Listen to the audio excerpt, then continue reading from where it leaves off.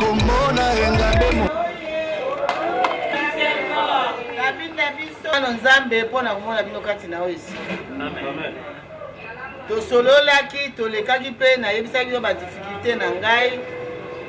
Nayebisaki bino ke awa soki bango balie te ngai naomata tension. Potaka responsabilité ya boy 50 bouche à nourrir. Nakanisi boyoki cri na biso. El biso tobi biso kabinda bisengo na bisengo. Peut-être vous allez vous poser la question, mais pour la nini bateau bazalia babike bazane esengo. Oui, c'est certes. Normalement biso azaba dumongo tolela kalelaka mais jamais tolela te. Ponza mena biso azali. Amen. Na tango ba biso tobota tobimisa na mokili. Na tango bana tobokola mpo bamsu tobalaki bamindele tokendeki bapoto tozalaka na bozi tozalaki pili ya famille tobokola mpe ebele tokomisa bato minene. Lelo balobi biso bandoki biso toza boye na boye baptisation lolenge na lolenge toye awa me nzambe alola alobi ntango bakangeli bino bikuke kuna ngala pasoli mili mpo bino boleka. Soki lokuta botala biso kasi bajeune fille ngebungebu kuna bapeti garçon na ngai nalingi bolukela bango bafiancé po baliaka fufu awa jete bana na bango na bandako na bango po bango bazwi chance ya kosisa bino na bango na bafamille restrate na bango me biso toleki bango mpo na tala lelo boye komi omondi boye ebele biso tobota bana ebele mokili mobimba ba-États-Unis bato bazobenga bazotinda bato bokende tika kuna ba-Canada ba-France manini ale biso toleki bo baza na ndako mpo ata mosala baazela mwana ni azwa salaire mpo asombela ye liputa me biso abilele na bilele mpe tozwa ata lelo na ntongo boye tolamuki baordonnance déjà ezosobataka mpo motu kaka ye papa engai awa moyen te neti sikoyo naza na ebele moko na tokundi te. Donc ngala bato tozobendana bendana nazosengasenga kaka akokutela baye babara na nga bazali awa baye ne na ngai baye na ngai alors na rekilaka te zwi perte lokuta bozwi perte te toarachaka ngo topesaka bino pase bango bavandi baoviva na bisengo na bino naza na bastress azinga mamanga mpe naki alali mpe te asola zungu.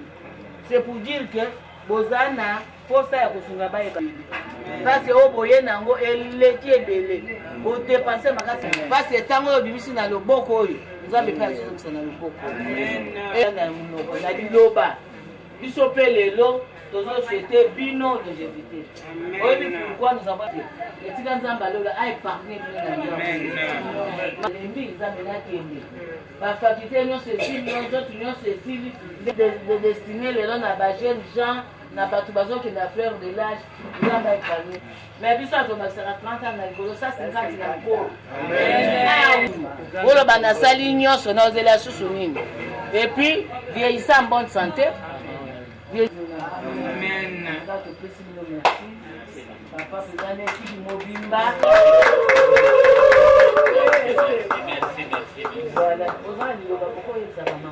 Papa, Nzambe alobi na mokande ya ye ya Jacques chapitre 1 verset 28 tosalisa bato oyo baoyo baza plus âgé baoyo bakufeli na baorphelin tozosala mokano ya Nzambe Nzambe akomisa. Amen, amen. Misato ya nini hiyo? Kate.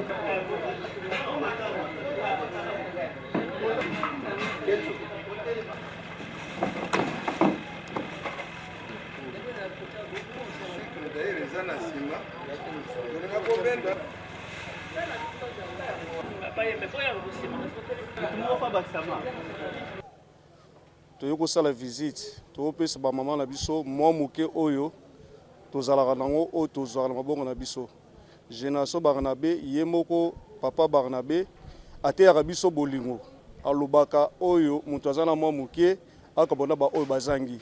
C'est pourquoi lelo toza na centre ba mama veuve toyo kotala bango topesa ba mwa moke moke oyo biso tozwaki na maboko. Donc ezamba la liboso te pe ya soka te to bando koleka po to sala bango visite to kutana bango to mona bango to tala pe santé na bango. Donc yango wana nde to komisa Nzambe mwa moke monani yango to pesi bango po baluka moya ya kolia ya komela moi pampes moi loso sucre tokotala bango vraiment to remercier ka nzambe tosepeli mingi na ngonga oyo tango tozwi visite ya génération Barnabé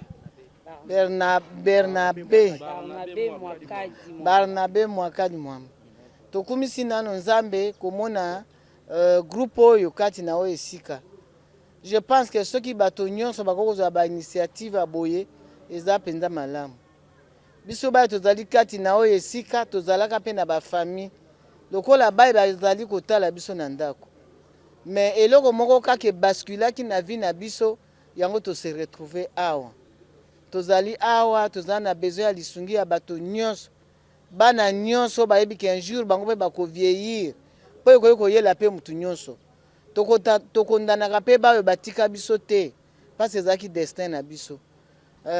Tosengi kaka na bandeko mosusu bo baza na ba association ya minene ba regroupement ya bato bakaniselaka biso ba tozali kati na oyo esika. Parce que vous qui connaissez mieux le français vous dites que la vieillesse n'est pas une maladie. Oui, c'est vrai. La vieillesse n'est pas une maladie, mais toute personne vieillie a des problèmes de santé. Donc, tozana presque même tableau. Tozana bato ba souffrir na ba maladie cardiovasculaire. Tozana bato ba souffrir na ba arthrose. Tozana bato ba souffrir na ba problème ya ba mutu ezo sala te akoki masoko abime ya kozonga te. Et chaque jour na ba douleur na bango ba miso banini mikolo nyonso ba ordonnance pe eyaka. Liwa pe ezawana parce que soki tokoli tokendeka na kokufa ndenge na yebisaki bandeko nde tolo basiko nazaki na 2 corps na morgue. Moko tokundi quand même mais moko ezali na morgue kuna et puis ngala prometa ki bango kenati ka bango na morgue te. Soki bakufi na sala kaka effort na sina mbomaki mutu mais ce qu'on a oluka nde ba possibilité pona kokunda pe ebembe yango c'est encore un problème. En tout cas to sepeli mingi na descente na bino boyoki pe ba mama na ba papa balobi tozaka na esengo na biso ezalaka so tomoni bandeko baye kopesa biso sourire tosambela kaka nzambe nani association na bino fondation na bino génération na bino ekoma na badepte ebele bato ebele basadere po liboko moko ebisaka sidi na mutu te pe initiateur topamboli ye tosengi nzambe alola amona ye na mayele oyo azwaki mpe na makanisi aza nango apesa lisusu bwanya mpe makoki na koleka mpo mbalasi maboko ta mpe na conteneur esala biso bien nzambe adebloke babisiko ezali bloke bino moko boyebi moto na moto aza likambo oyo otungisa motema na ye. J'espère que nde bino boyebo nzambe alola mpe ayoka bapriere na biso bozwa lisusu ebele mpo na koya kosungaka biso. Mwakadi Mwamba génération zambi wakuto tukumuchimo bwase tuvulukanga ni bana betu bakwabo nanga bakaji bamanda kuteketa mubiji boto tukuba mundu betu tukusambana nabo walimo mugana zambi juamba ne evangile mulelela ngokusamba bantu bana bakaji bamulufuile ne bantu banunu ne bana banshi nanko mubikesi bitu betu zambi mutombulishe nabi tokujisanshi betu ni bana betu wantuka tumuna bana betu aba bapanga chakuja bapanga chakuno tubasiste tubachintu ibalo mwabeu bayisanshi mu groupe wa Barnabé génération bakaji mwaba Barnabé boto tukufile bikesi bitu nabi bwasebani betu aba mundu bakuvivre bya binabo matuka bochibu nabo moyo twasakijilai matondo mingi beto ke les générations Barnabé Mwakadi Mwamba et na cadre ya sortie officielle ya beto ya génération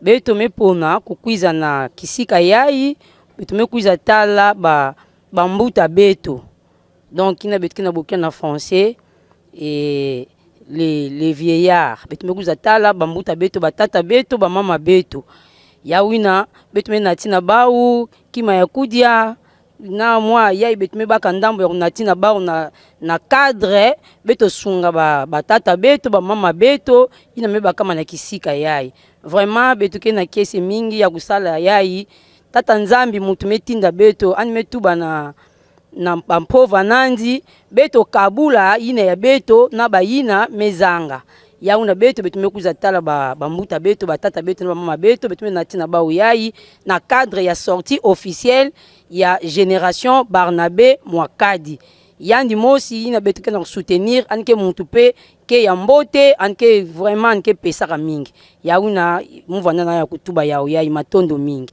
C'est avec une grande émotion et un grand respect que je prends cette parole à ce jour pour montrer que nous avons fait quand même une sortie officielle de Génération Barnabé Mwakadi en cycle GBM. Quand nous sommes venus en premier lieu, j'ai dit vraiment merci à Dieu qui nous a accordé quand même ces jours pour venir rendre quand même visite en donnant quand même les dons aux vulnérables qui ne peuvent même pas se tenir debout pour chercher. Mais comme Dieu, comment faire vivre même les oiseaux, c'est pourquoi il nous a quand même aidé de venir quand même déposer les lots que vous voyez devant nous. En deuxième position, j'ai dit un grand merci à notre cher et révérend apôtre Barnabé Mwakadi, que moi je nomme Barnabé Mwakadi Mwamba Kudinzambi Mwaka Kumbana. Pourquoi j'ai dit ce terme? Parce que je sais très bien que c'est un papa qui aime le social, qui aime être à côté de gens, qui a quand même fait à ce que autant de familles soient à présent dans une bonne condition. C'est pourquoi nous avons vu quand même ces actions. Nous ne pouvons pas rester à l'aise. Nous avons voulu quand même emboîter le pas pour rendre quand même, ou bien faire sur tous les plans à son image. Qu'est-ce que je voulais dire par là? Je voulais montrer que lui-même, il nous a montré l'amour envers toute la République, envers quelques familles. C'est pourquoi nous, aujourd'hui, lui a défini l'amour comme un geste, une action, de donner sans pour autant attendre un retour.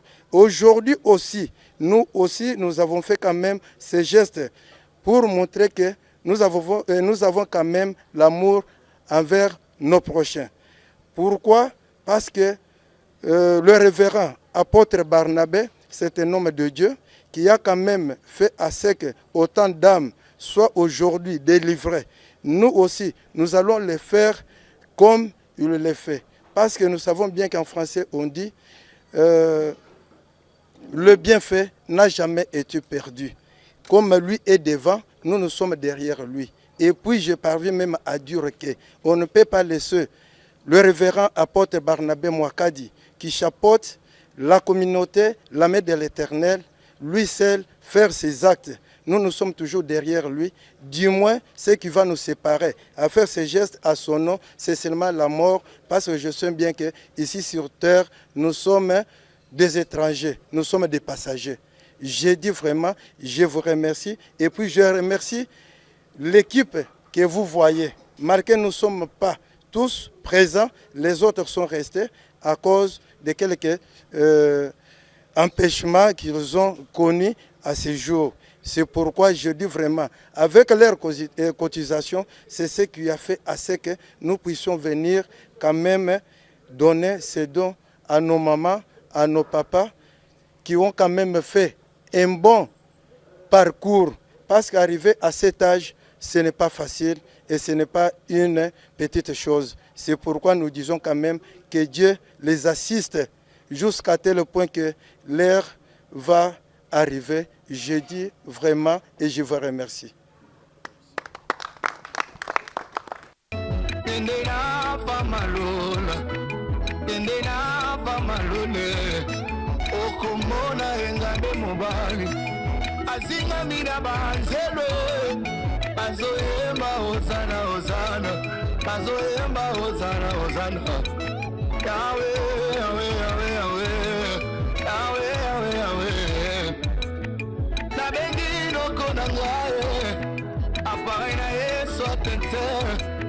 Nabengi pour me variser, appareil